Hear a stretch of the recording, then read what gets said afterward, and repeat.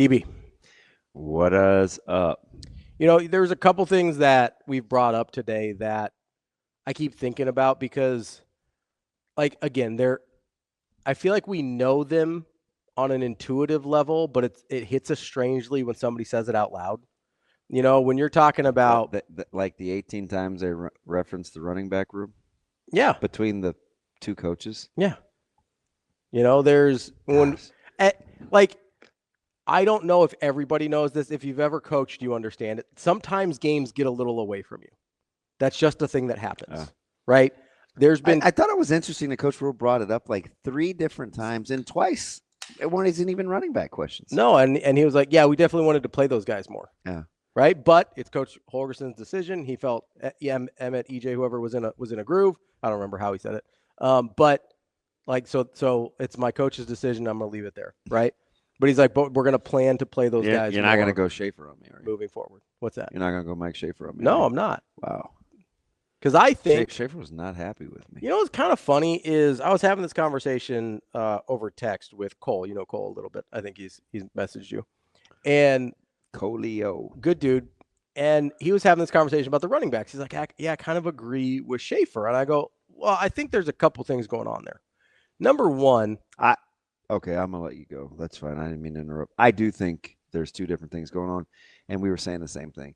But his delivery, he was so animate. Yeah. Like I let it ride. Yeah. But I'm curious to see if our 2 things are the same. Yeah. So one of the things I think was going on is I think we think EJ has more production than he does.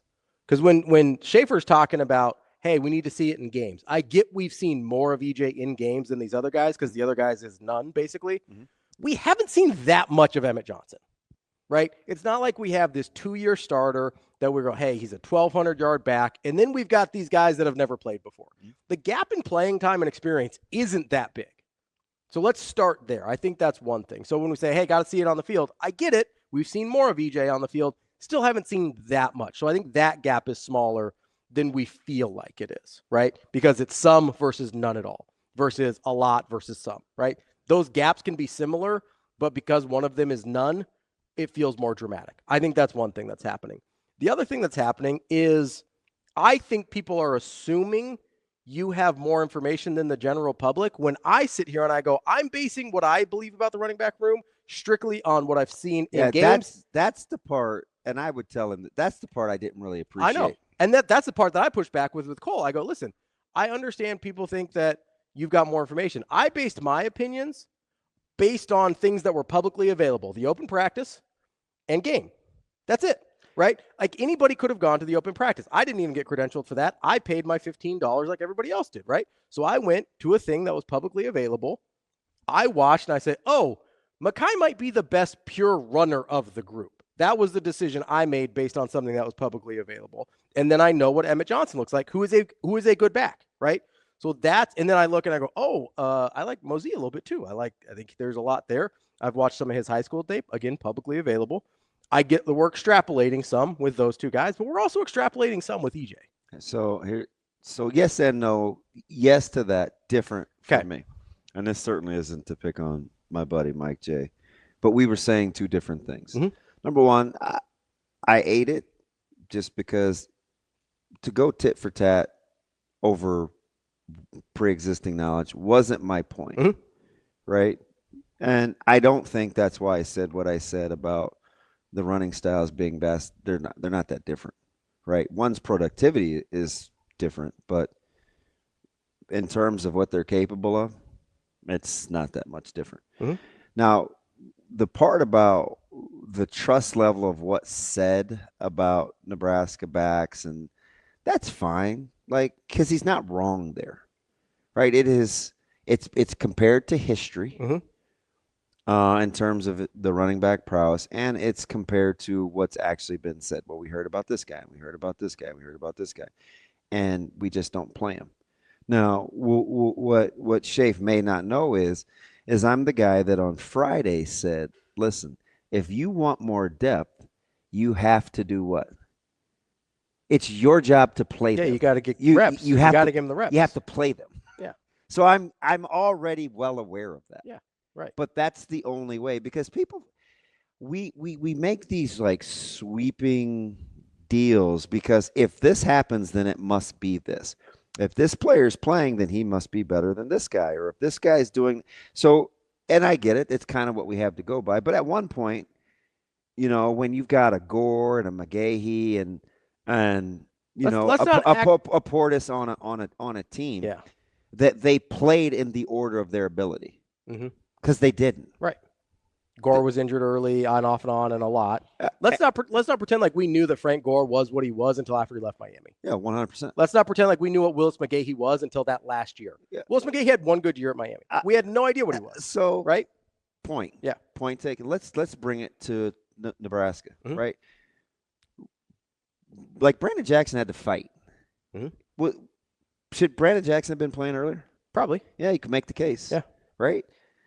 What about Halu and splitting time, or Rex and Amir, or when Aaron Green goes someplace else? So I'm not there are just too many case studies for me to say, well, because we see this, I'm going to assume this. It's not always like that. We didn't always go into the games in my time based on who was the better back. It was what was going on that week. Like there are lots of things, it's always, Clint and I were always battling who was going to go in. And like I'm not going to say he's a better runner. There were things that he could do that I wish I could do. I don't know if he thinks the same, the other way around. Right. But I knew I had to play to my strengths. Sure. So that's what I tried to accentuate. Or, if you look at the natural running ability of like a Brian Knuckles, right, where he's a gifted runner. But there were things that would happen during the course of the week that he just either didn't want to or couldn't handle with the workload. Like we didn't see the full Amon Green blossom until some of us were gone. Sure. Right? Like, yeah. For whatever the reason. He's still gifted. He's still talented. But there's lots of things that happen. But 97 Amon's different than 95 Amon. 100%. Right? Like, that's just what it is. Still gifted, still elite. Yeah. But same guy. Very different. But opportunity. So I'm just not going to hop on the whole.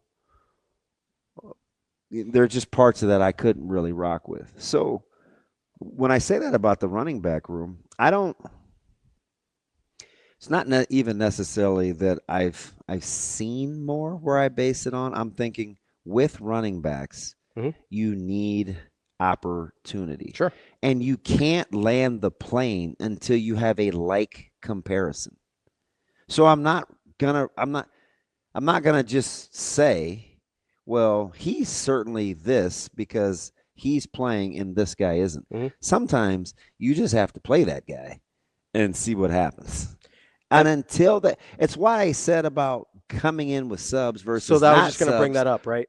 Or running similar plays or similar opportunities. Because I'm going to tell you how running backs think. Oh, I could have done that if you called that play for me. Yep. I could have done that if those guys were in with me. Yep. Right? Give me those opportunities. Give me X amount of carries. Yeah, let me get in a rhythm. I'm just like, that's just how running backs think. And part of it's true. Right? It's not just how they think. Yeah, it's also partially true, right? So like some guys need to get in the rhythm. So I get that the whole Amazing Day says Carl Buckhalter comes to mind. That's a good one. There's a bunch of them. There's a bunch. There's a ton of them. Which is one of the, and I let it go because I'm like, I'm not gonna. Do we want to have that battle? I'm not gonna die on that hill. I just felt like it was, I don't know. It seemed short-sighted. But the catalyst for why he thought the way he did, I thought was accurate. Because we've heard about this guy before. We've heard about this guy before. We've heard about this guy before. We've heard about this guy before. And they don't play. Right? So at some point, you have to wonder. You either have to play him or stop talking about it. Yeah. Those are your options. So like that part, when I said that we were talking about two different things. That part's accurate. Yep. Either stop talking about them or start playing them. Is that the Spider-Man meme? Yeah. Boom. Pointing. Like, yeah. So we were there. The rest on the assumption got a little off track a little bit. That's not what I'm saying. You know what I mean? Yeah. And I like both guys. I would sit here and tell you the same thing. From a personal standpoint. I would sit here and tell you the same thing about multiple positions at Nebraska right now. That's how I feel about the D-line. I was higher on the D-line because I was extrapolating from a smaller sample set than people were comfortable with. Mm-hmm. And I still think they're going to get there. I mean, I feel vindicated with Keona Davis. I thought he played well. I think Williams-Winnari, there's a lot there. You got to clean some things up, but physically you can see it, right? And then probably need a little bit more consistency out of like Riley Van Poppel and Elijah Judy, right? Like there's probably need a little. I don't know that we're ever going to get the explosiveness that I wanted out of Cam Lenhart. I just don't know if that's in his game. Can he be a very solid player still? Probably. Am I going to get the splash plays that I thought I was going to get as a freshman? I don't know, right? We're starting to get enough of a sample size with Cam that I'm going to stop extrapolating, right? And start just being like, hey, this is kind of what he is. Very solid. Probably not going to be a game wrecker, right? Mm-hmm. Same thing with like linebackers and jacks, right? I sit there and I go, okay, I really like McGahee's physical abilities. I really like Shavers' physical abilities. What does that look like? I'm going to start extrapolating from those things, right? Shavers had a big play. McGahee got burned a couple times, right? That doesn't make them any less talented or less capable, but now the sample size looks a little different. And somebody said to me, oh, now I can see why McGahee slid on the depth chart. And that's not the point of the exercise, because then I had to come back and say, I'm like, well, the practice reps with top groups, like he was thrown into action quicker than I think they thought. Yeah. Personal opinion, I can't even confirm or deny. This is total speculation. Because sometimes you think you're going to get something from a guy, and then you don't, and then you're like, hey, next up. Hey, you got to try somebody else, right? Now, will McGahee be more prepared with who he works with probably defensively this week? You'd hope so. I bet. Yeah. I bet. But that's going to partially be on him on how he prepares this week. Right. Will Shavers get more reps from a health standpoint than he did coming out of fall camp? You hope so. I'm pretty sure. Yeah. Will Watson Trent be getting more live work than he got heading into Cincinnati? Game 1? Certainly hope so. Yeah. Now, what that yields, we don't know. I don't know. But you can't give yourself the opportunity to get better without the proper preparation. Yeah. Right? So you have to invest in to get the outcome you want. You don't get any accidental outcomes typically when it comes to development. You have to be intentional. Right. And if you want to develop depth and stop talking about it, you have to let it ride. At some point, you just have to clip the wings and say, I'm willing to live with the results to get the experience. Then you can have a depth conversation. What I hated was I kept hearing it. I was going to say stupid. These shows talk about, we're concerned about. Do you know why you're concerned about running back depth? Because they're not playing them. Mm-hmm. So the coaches, if you want more depth, play them. You have to play live with the mistakes. Mm-hmm. If not, stop talking about it. Yeah, then you don't want depth, which is fine. Right? You clearly don't, because the only way you get experience and the baptism by fire is to go through it, which is why I think Coach Rule kept harping on it. Yeah, I agree. And we've seen this a million times. And I just use running backs as an example. We've seen this a million times. I'll go back. This is a weird example, but I'll go back to 2016, 2017 Creighton, right? Mo Watson goes down with an ACL. And I'm sitting there and I go, hey, you have to play Davion Mintz now so that he's ready by March. And you have to live with the mistakes in the meantime. A very similar thing happened to Xavier that exact same year. Their starting point guard, I think it was Ed Sumner, tore his ACL. They brought in Quentin something, and he was bad for a while. They went through some losing streaks. They end up making a run, I think, to the Elite Eight. Coach McDermott was not willing to live with the mistakes in the meantime. Isaiah Zierden ended up starting at point guard, right? That's the thing that drove me crazy because I thought it limited their upside. I think when you're not willing to live with the mistakes sometimes, you're saying, hey, I'm going to cap my upside here because I think X, Y, and Z is good enough. Well, my firm belief. We say it all the time, man. Coaches don't always play the best players. They play the guys they trust. Right. But sometimes. You just hope they're the same person. Sometimes you can't figure out if you trust a guy or not. Until you actually go through it, yeah. Until you play him, right? And part of that's on the player because there's probably a reason that you don't trust him. I feel good, and I know it got pushed back during the segment. I feel really, really good about the talent discrepancy in that room not being very great. Yeah. It's really, really similar. Now, you want to talk to me about productivity, then I'm going to come back at you with opportunity. Sure. So we can have the whole chicken and the egg conversation. And that's why I brought up that EJ's productivity is not as prolific as we tend to. It's just too short-sighted yes. to lump the room based on coaches providing opportunity. At no point did I think that Anthony Rizak wasn't ever going to be a good player. He just hadn't had the opportunity yet. Yeah. So and that was a situation where you said, hey, we've got a guy who's pretty good right now that we think we know exactly what we're going to get from, but we think this guy gives us a higher ceiling if we want to get to where we want to be. And so we're going to have to live with some of the bumps in the road on the way there. Sometimes it just – right? Like if you want the game – I keep using Vincent Shavers because I like him. But if you want kind of the game-wrecking ability Vincent Shavers brings to the table, until he gets enough reps that you can trust him on every single play, you're going to have to live with some bumps. Yeah. Right? That's a good one. And you're going to have to live with some bumps. And we'll stick with him. He's going to continue to get game reps at game speed, right? He's never been a full-time – he has yet to be a full-time starter. Yeah.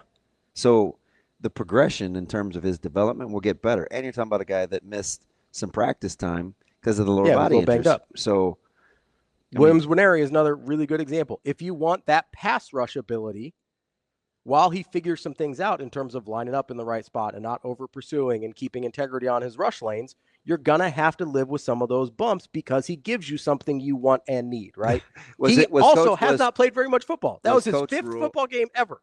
Oddly specific about a 3 technique and pass rush integrity lanes. Oddly specific. I mean, I think it was very. I don't know who he's talking about. I just know it was somebody that was playing a 3 technique on that particular play. It's just, I like that. Yes. Though.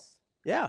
You have to, if you want the upside, and let's not forget, he brought this up as well. Still the youngest team in the Big Ten. Yeah.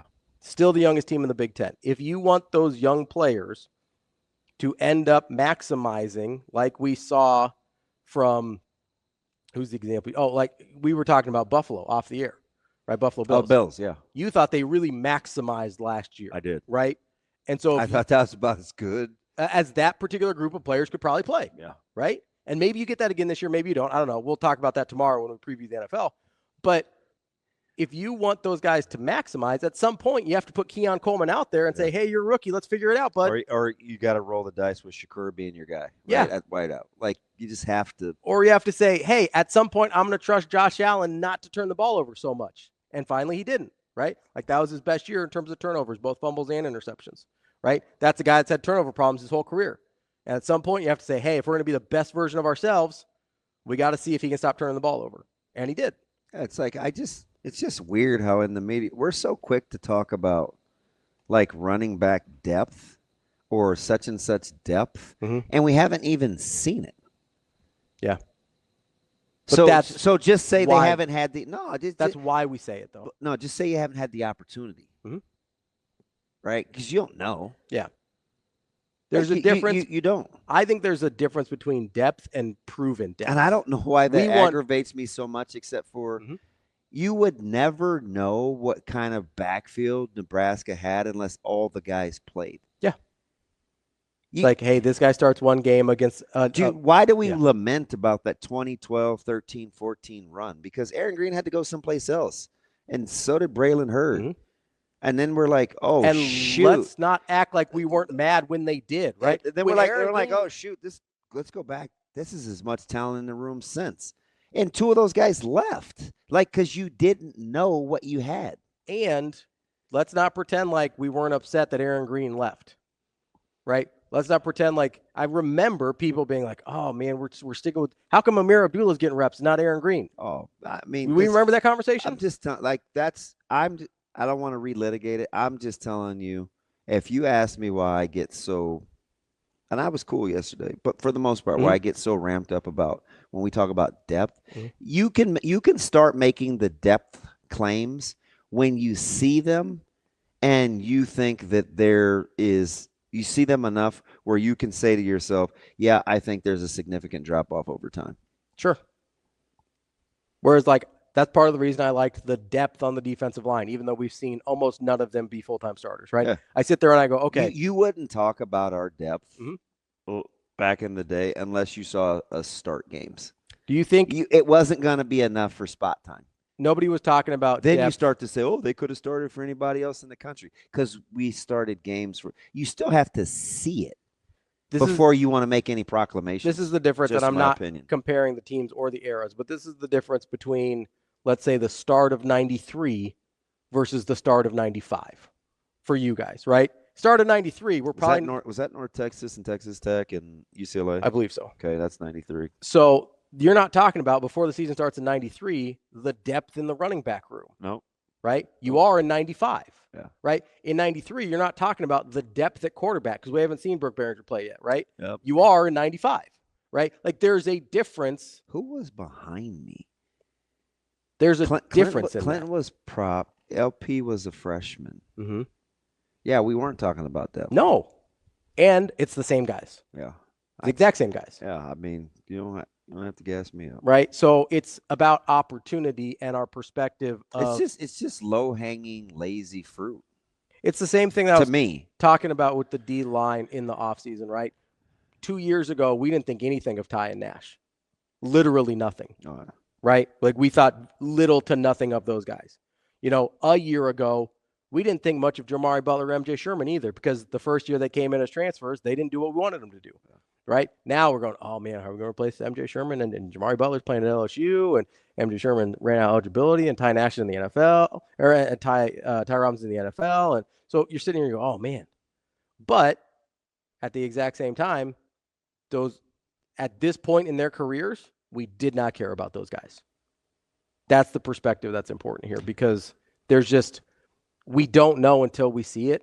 But so you can't – I feel like it's hard to get mad when we're like, hey, I think I see it, right? I think I see it coming. But they're like, oh, no, these aren't those guys. So, well, you didn't think those other guys were those guys either. Until they were. Until they get out. Right? Nobody's that guy until they are. Opportunity is the difference here.